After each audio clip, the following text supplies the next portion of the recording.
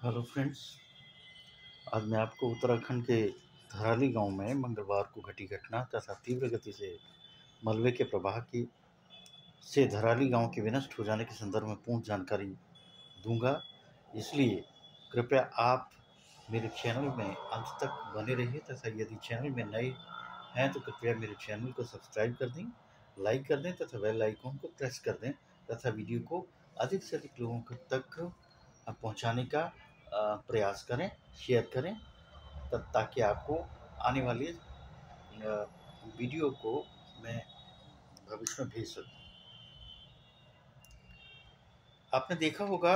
कि विभिन्न न्यूज चैनलों पर 5 अगस्त 2025 दिन मंगलवार को उत्तरकाशी की धराली गांव में घटी घटना इंसान के मस्तिष्क को हिला कर रही थी। विभिन्न न्यूज पर विभिन्न चैनलों से भेजे गए जो चित्र हैं वो बहुत ही भयावह हैं। ऐसा कहा जाता है कि किसी बादल के फटने के कारण धराली गांव पूरे तौर पर विनष्ट हो गया है और जो गाद है, जो मलबा है,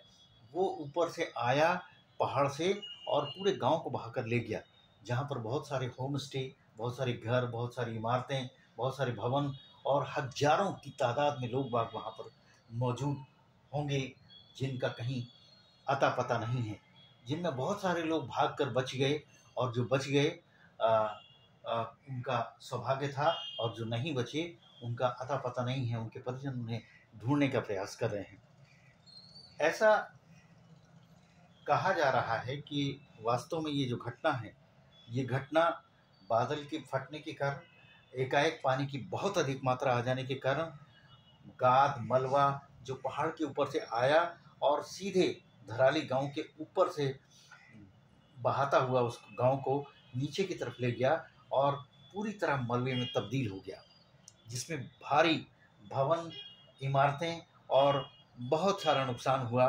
लेकिन जो वास्तविकता है, जो सैटेलाइट पर भेजी गई तस्वीरें हैं, उनसे ये कुछ समझ में आता है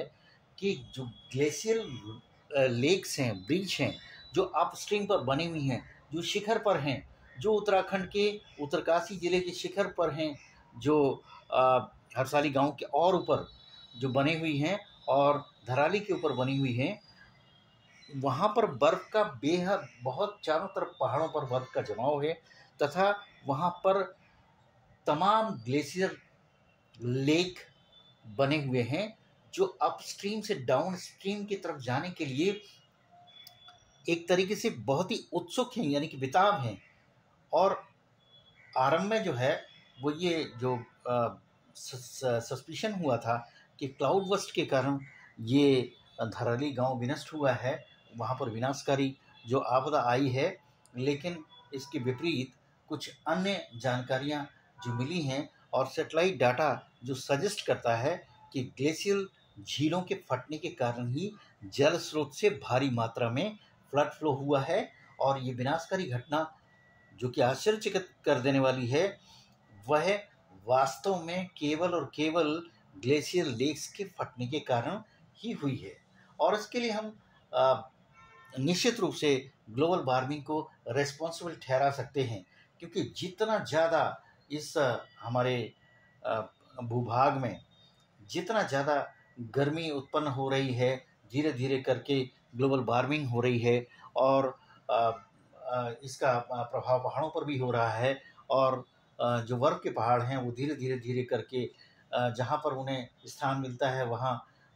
जल के रूप में, जल स्रोत के रूप में, झीलों के रूप में उत्पन्न हो जाते हैं। और जब उनका ओवरफ्लो होता है तो इसी प्रकार की विनाशकारी परिस्थितियाँ पैदा कर देते हैं। मौसम वैज्ञानिक का कहना है कि घटना के दिन हरसाली में मात्र 6.5 मिलीमीटर बारिश हुई और मंगलवार को 24 घंटे में कुल हरसाली में 9 मिलीमीटर तथा भटवारी गांव में केवल 11 मिलीमीटर बारिश हुई, जिससे बादल फटने के कारण इतना अधिक जल प्रवाह घटना का कारण नहीं हो सकता है। उत्तरकाशी जिले में कुल 27 मिलीमीटर बारिश हुई है। इससे इतना भयावह फ्लड फ्लो होना संभव नहीं है किसी भी कारण से। बर्फ के पहाड़ों में के बीच में बनी हुई झीलों के फटने के कारण ही ऐसी घटना के घटने का कारण हो सकता है। ऐसा सैटेलाइट की तस्वीरें और जो मौसम विज्ञानी हैं वो कहते हैं कि जब बारिश हुई ही नहीं उन दिनों में अधिक मात्रा में, तो बादल फटने जैसी कोई स्थिति आने का कोई कारण ही नहीं बनता। धराली गांव के ठीक ऊपर के पहाड़ों में कम से कम 2 ग्लेशियल झीलें स्थित हैं,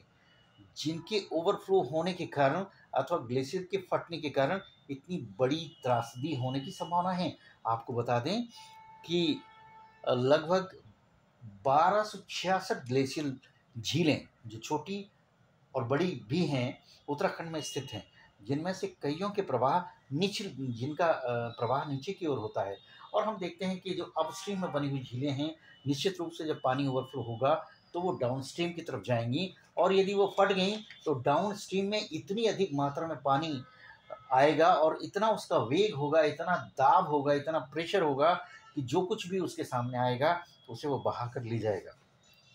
जिनमें से कइयों का प्रवाह निचली ओर होता है, और 13 झीलें तो ऐसी हैं जो कि हाई रिस्क पर हैं, जिनमें से 5 बहुत खतरनाक है। और ऐसी घटनाएं तभी घटती हैं जब अत्यधिक ऊंचाई पर जल का काफ़ी अधिक मात्रा में रिजर्वायर उत्पन्न हो जाए। रिजर्वायर से हमारा मतलब यही है कि जल स्रोत। और जल स्रोत क्या हैं? जो ग्लेशियल की जो परतें हैं, जो बर्फ़ की चट्टानें हैं, उनके बीच में जो स्थान मिलता है, अगर ग्लोबल वार्मिंग होती है और किन्हीं भी कारणों से बर्फ़ पिघलती है, तो जल स्रोत के रूप में वहीं पर झील के रूप में उत्पन्न हो जाती है। तथा रिजर्वायर के फटने से तीव्र गति से पानी नीचे की ओर आता है। यदि उन पर बेहद दबाव पड़ता है, वो ओवरफ्लो हो जाती हैं, तो उनके ओवरफ्लो होकर डाउनस्ट्रीम में जाने के अतिरिक्त और कोई संभावना नहीं बनती है। जैसा कि हम जानते हैं कि इतनी बड़ी घटना जो घटी हुई है, जो उत्तराखंड के धराली गांव में आई है, जहां पर जो जो लोग भी अपनों से बिछड़े हैं और उनके परिजन उन्हें तलाश रहे हैं, उनकी तलाश कर रहे हैं, और उन्हें विश्वास नहीं होता कि हमारे परिजन, हमारी माता, हमारे पिता, हमारी बहनें, हमारी बेटियां कहाँ गायब हो गए हैं, उनको समझ में नहीं आता और उन्हें विश्वास नहीं होता। उनको ये लगता है कि निश्चित रूप से वो कहीं न कहीं भाग गए हैं और उनके वापस आने की पूरी संभावना है। वो वहाँ की सरकार से भी ये विनती कर रहे हैं और कह रहे हैं कि हमारे परिजनों के बारे में कुछ न कुछ जानकारी हमें चाहिए। लेकिन जो लोग खास करके उस गाद में, उस मलबे में, जो कि जिससे कि वो धराली गांव पूरा का पूरा पटा पड़ा है, उसमें ढूंढने का प्रयास अगर करेंगे भी तो मिलेंगे कैसे? हालांकि वहाँ पर सुरक्षा का, बचाव का, और इतनी स्केर्सिटी में इतनी भारी, क्योंकि वहाँ की सड़कें इत्यादि पूरी तरह से कट गई हैं, और सड़कों की कटान के कारण वहाँ पर कोई वाहन नहीं जा सकता है। वहाँ किसी प्रकार की राहत सामग्री पहुँचाने का तो प्रयास किया जा रहा है हेलीकॉप्टर की सेवा से। निश्चित रूप से लोगों को वहाँ से अन्यत्र माइग्रेट करके उनको राहत और बचाव का कार्य किया जा रहा है, उनको अस्पतालों में भर्ती किया जा रहा है। लेकिन ये जो घटना है, जो उत्तराखंड के धराली गांव में जो बाढ़ के कारण हुई है, या उसका कोई भी कारण जो हो सकता है, चाहे वो ग्लेशियर झील विस्फोट के कारण हुआ हो, भारी वर्षा के कारण हुआ हो, खीर गंगा नदी में उफान के कारण हुआ हो, हिमनदों के मलबे के कारण हुआ हो, और जैसा कि हमें मालूम हुआ है कि 360 मिलियन घन मीटर जल या गाद या मलबा वो नीचे की तरफ धराली की ओर आया है, और उसने पूरे के पूरे तौर पर उत्तराखंड के धराली गांव को विनष्ट कर दिया है, और पूरा गांव मलबे की चपेट में आ गया है। खाली कुछ मकान, कुछ इमारतें खड़ी हुई दिखाई दे रही हैं, जिनसे भागकर लोगों ने अपना बचाव किया और अपने जीवन की रक्षा की। लेकिन कुछ अन्य तथ्य भी सामने आते हैं कि उत्तराखंड में जो अतिक्रमण हुआ है, खास करके धराली गांव के ऊपरी हिस्से से जहां से पानी नीचे की ओर आ रहा है, वहां हम देखते हैं बहुत सारा अतिक्रमण हुआ है, और अतिक्रमण करके लोगों ने इमारतों का निर्माण वहाँ किया था। इमारतों के अतिरिक्त वहाँ पर जो होम स्टे बने हुए थे वो भी, और अन्य लोगों ने जो घर बनाए हैं, वो ऐसे स्थानों पर थे जो बहुत ही संवेदनशील कहे जा सकते हैं, और ख़ास करके ऊपर से आने वाली हिमनदों का मलबा सीधे वहाँ पर आने के लिए पूरी तरह से प्रोन है। और इसके संदर्भ में पहले भी कई बार प्रशासन ने लोगों को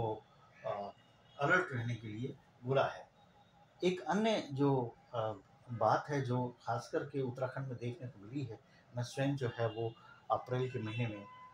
इसी वर्ष 2025 में उत्तराखंड में गया था और पूरे कुमायूं मंडल में लगभग पूरे मैं तो नहीं घूमा, लेकिन कौसानी, आपका रानीखेत, नैनीताल और कुछ अन्य स्थानों पर मैं गया, भीमताल भी गया। और जहाँ पर मैंने देखा, भवाली गया, जहाँ पर मैंने देखा कि उत्तराखंड में जंगलों से पेड़ों का गायब होना, उनकी कटान होना एक बहुत बड़ा कारण है उत्तराखंड में वार्मिंग का। खास करके गर्मी के महीनों में पहले सर्दी का एहसास हुआ करता था, लेकिन अब ऐसा देखने में आया है कि पूरे दिन धूप निकली रहती है और गर्मी पड़ती रहती है और टेम्परेचर लगभग 30 डिग्री के ऊपर भी चला जाता है। ये स्थिति खतरनाक है। यदि इसी तरह जनसंख्या की बाढ़ आती रही अगर उत्तराखंड के अंदर, और यदि पेड़ों की लगातार अगर कटान होती रही, खास करके जो वनों के जो रक्षक हैं, यदि वही कटान कराने में अगर मुख्य भूमिका अदा करने लग जाएँ, तो ये बड़ा कठिन हो जाता है कि हम जंगलों की अपनी रक्षा कर पाएंगे। कुमायूं मंडल में अथवा उत्तराखंड में टिहरी में, अ, हम देखते हैं गढ़वाल में, अगर इसी तरह पेड़ों की कटान होती रही, पहाड़ों की कटान होती रही, जनसंख्या का बढ़ाव इसी तरह होता रहा, तो निश्चित रूप से जिस प्रकार गर्मी प्लेन एरिया में पड़ती है, उसी तरह पहाड़ों पर भी पड़ने लगेगी। और पहाड़ों पर अगर यदि गर्मी पड़ने लगेगी, तो निश्चित रूप से हमारा जो इकोलॉजिकल बैलेंस है वो बिगड़ जाएगा, पर्यावरण का संतुलन बिगड़ जाएगा, हमारा इको सिस्टम जो है वो इकोलॉजिकल सिस्टम वो पूरी तरह ध्वस्त हो जाएगा। हालांकि उत्तराखंड की सरकार पूरा प्रयास करती है कि ऐसी कोई भी घटना कम से कम हो, ना हो, और